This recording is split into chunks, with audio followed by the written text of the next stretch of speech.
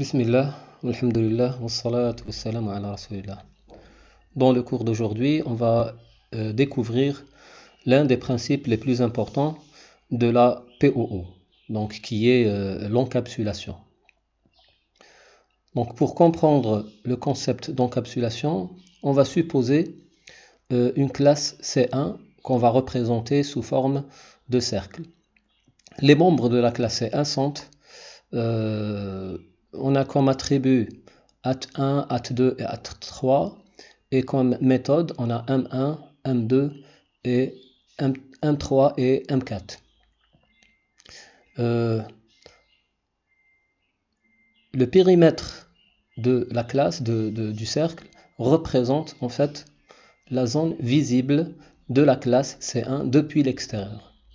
Donc, tous les membres de la classe C1 sont sur cette zone visible, donc ils sont visibles depuis l'extérieur de la classe. Maintenant, on suppose qu'on a aussi une deuxième classe, C2. Qu'est-ce qu'on veut faire en fait? On veut utiliser C1 à partir de C2. Donc C2 va utiliser C1. Dans ce cas-là, on va dire que C1, elle va pouvoir accéder directement, depuis le code de la classe C1, on peut accéder directement à tous les membres. Donc, on peut accéder à at1, at2, at3, mais aussi aux méthodes M1, M2, M3 et M4. Très bien. Maintenant, qu'est-ce que c'est l'encapsulation? C'est quoi l'encapsulation?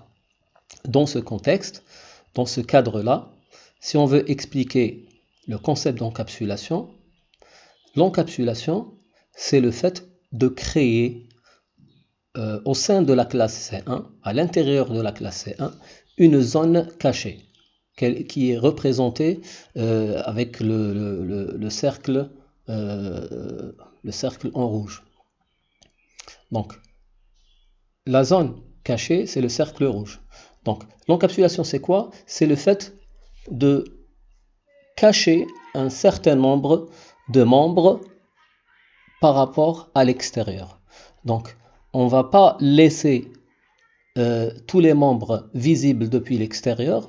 On va cacher les attributs de la classe, mais aussi on peut cacher quelques méthodes de la classe. Donc, c'est pas propre aux attributs, le fait de mettre des membres invisibles, mais c'est aussi, on peut mettre aussi des méthodes, on peut les cacher par rapport à l'extérieur, par rapport aux classes externes à la classe C1.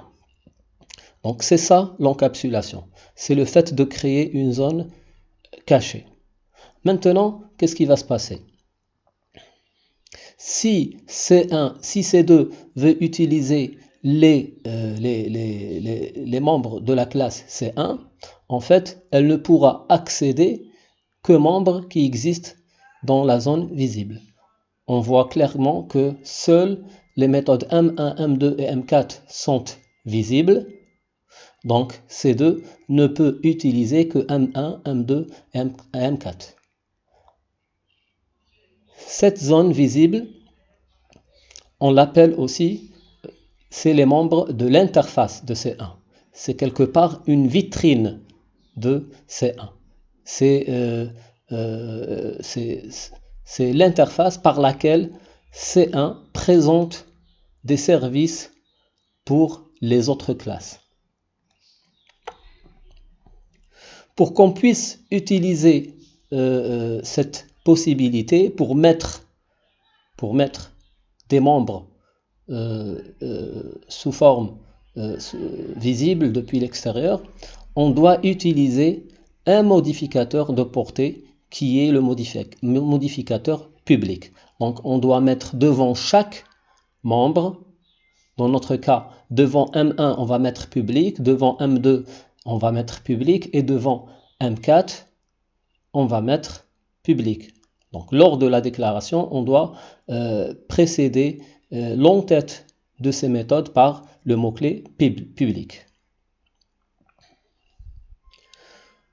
Maintenant, C2 ne pourra pas directement accéder aux membres qui sont dans la zone rouge.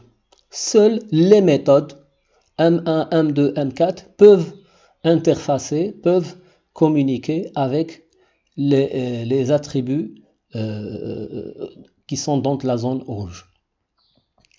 Donc, les attributs qui sont dans la zone rouge, on va dire que ces membres, c'est des membres cachés de C1. C'est les membres cachés de C1. On dit que C1 encapsule les attributs AT1, AT2, AT3 et la méthode M3. Donc, elle les encapsule. On dit qu'elle les encapsule. Pour qu'on puisse les cacher, ces membres-là, on doit utiliser un autre modificateur. C'est le modificateur private.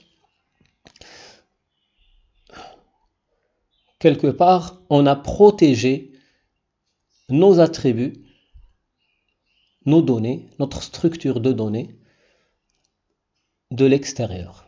Donc, C2 ne pourra plus accéder directement aux membres déclarés private.